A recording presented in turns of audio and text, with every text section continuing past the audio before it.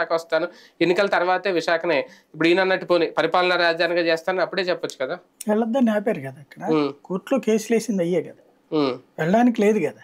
ఇప్పుడు దాని మీదన కేసు ఉంది, ఏదైతే టూరిజం దాన్ని తీనియకుండా ఇక్కడ వాళ్ళు అక్కడికి పోనీయకుండా అన్ని రకాల అడ్డాలు పెట్టుకొచ్చారు. అదే చెప్తున్నాడు, కోర్టుల ద్వారా అడ్డుపడుతున్నారు అన్నట్టు.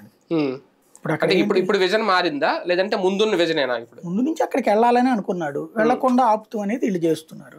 కాబట్టి రేపు ఎలక్షన్ తర్వాతనే నా పాలసీ మారేదేం లేదని చెప్తున్నాడు.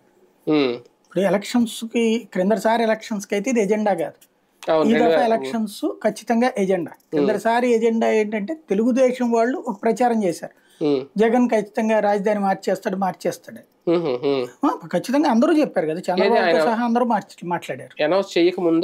చేయకముందే ఎలక్షన్స్ లో, అసెంబ్లీ ఎలక్షన్స్ 2019లో జగన్ వస్తే అమరావతిని తీసేస్తాడు, అమరావతి మార్చేస్తాడు, నాశనం చేస్తాడు, నేను వస్తేనే అమరావతి బాగుపడుద్ది, రాజధాని ఏర్పడుద్ది, నేను ఇప్పటికే ఒక అద్భుతమైన నగరాన్ని డిజైన్ చేశాను, తయారు చేశాను, ప్రారంభించేసాం, ప్రపంచం అంతా ఇటువైపు చూస్తోంది, జగన్ వచ్చాడంటే ఇదంతా నాశనం చేస్తాడు, వద్దు అని చెప్పేసి అడిగారు.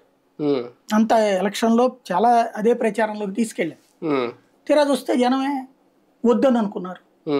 ఆ ఒక్క అమరావతి అన్న కారణమే చంద్రబాబుని అధికారంలోకి దించిందని మేజర్ ఫ్యాక్టర్ నేను భావిస్తా. మేజర్ ఫ్యాక్టర్ 100లో 70% పార్ట్ అదే.